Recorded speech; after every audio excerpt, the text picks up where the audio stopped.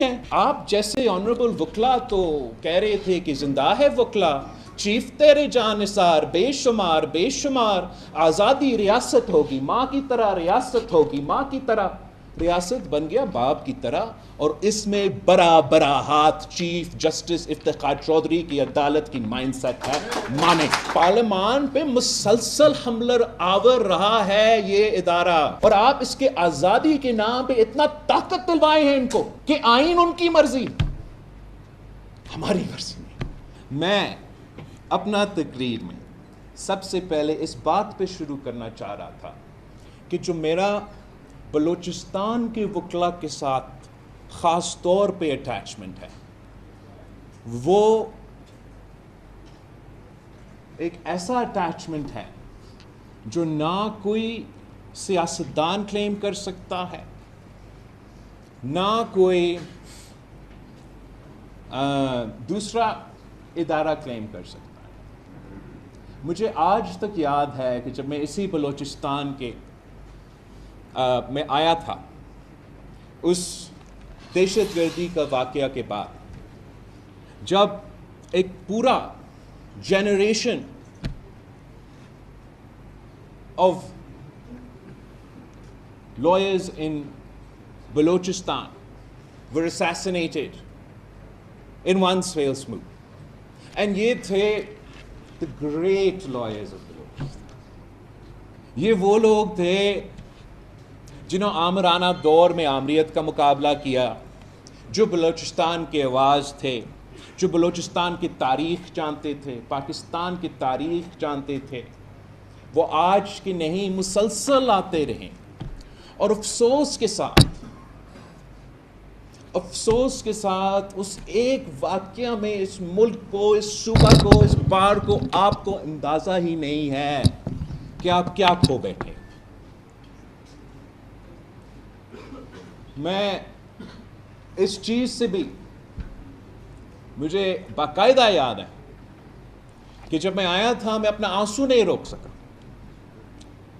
اور افسوس کے ساتھ جو آج کل وکلا کے چیمپئنز بنے ہوئے ہیں، آئین اور جمہوریت کا بالادستی کا جد و جہد لڑے ہیں، اس وقت انہوں نے ہمارا کنیکشن کو، جس چیز کو مجھے اور آپ کو صرف معلوم ہے، ان کو تو کیا پتا، اس پہ مذاق کرایا گیا، اس پہ طنز کیا گیا. تو میں اس بات پہ اس لیے شروع کرنا چاہ رہا ہوں کہ یہ نہ سمجھے کہ میں لاہور یا اسلام آباد سے آیا ہوں، میں آپ میں سے ہوں. میرا خاندان کا، میرا جماعت کا سفر نو کانفیڈنس موشن اور کٹ پتلی خان سے شروع نہیں ہوتا. اگر آپ کا یادداشت اور آپ کا جمہوری جدوجہد 2021 یا 2 یا جب بھی وہ عدم اعتماد آئے، اگر وہاں سے شروع ہوتا ہے، میرا معذرت، آپ کو کچھ نہیں معلوم. ہم یہ خونی جدوجہد جو آگ اور خون کے دریا سے طے کے 3 نسلوں سے کرتے آ رہے ہیں، یہ کوئی بندوق کا انقلاب نہیں رہا. کوئی چیز ایک دن میں نہیں ہوا، ایک سال میں نہیں ہوا. آپ جس 1973 کانسٹیٹیوشن کی بات کر رہے ہو، جس کی بنیاد بالکل قائد عوام شہید ذوالفقار علی بھٹو نے رکھا، جس پہ آج تو پورا کنسنسس ہے کہ ملک کی اگر کوئی نہ کوئی کہ کانسیپٹ ہے، بیسک سٹرکچر ہے، تو وہ ہے. اسی 1973 کی آئین کی بحالی شہید محترمہ بینظیر بھٹو کی زندگی کی سیاسی جدوجہد کا مقصد تھی. وہ جدوجہد وہ 30 سال لڑتی رہی، 2 دفعہ ملک کی وزیر اعظم بنی. وہ خواب پورا نہیں کر سکی.